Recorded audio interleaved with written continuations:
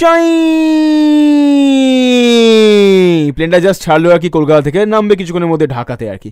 তার কারণটা হচ্ছে গত সপ্তাহেই এই ভদ্রলোক বলেছিলেন, মানে ফুড জকি এবং অ্যাড জগতের মানুষ, তিনি ভ্যালু অ্যাড করছেন এই পেট পূজারি সেগমেন্টে বহু সপ্তাহ ধরে।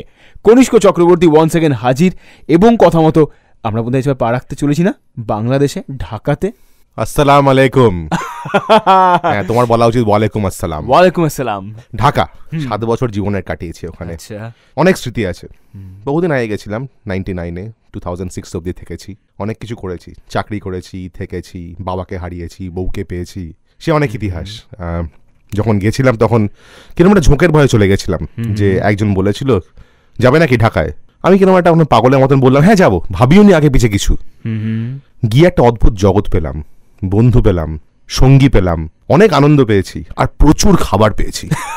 অসাধারণ জায়গাটা খাবারের পক্ষে, এবং শুধু বাঙালি খাবার নয়, একটা দেশের ক্যাপিটাল হিসাবে ওখানে প্রচুর প্রচুর বিদেশি রেস্টুরেন্ট, এত ভালো কোরিয়ান খাবার, এত ভালো ইটালিয়ান, গ্রিক খাবার, জাপানিজ খাবার, চাইনিজ থাই তো ছেড়েই দিচ্ছে। আমি তো বলি ব্যাংককের এদিকে থাই বেস্ট ঢাকাতেই হয়। তো প্রচুর প্রচুর ভালো এক্সপিরিয়েন্স হয়েছে, প্রচুর মানুষের সঙ্গে আলাপ হয়েছে, তাদের সঙ্গে এখনো যাই, আমি প্রতি বছর 1-2 করে যাই, যোগাযোগ আছে। তাই ভাবছিলাম যে ঢাকা নিয়ে একটু কথাবার্তা বলি আমরা, নাকি?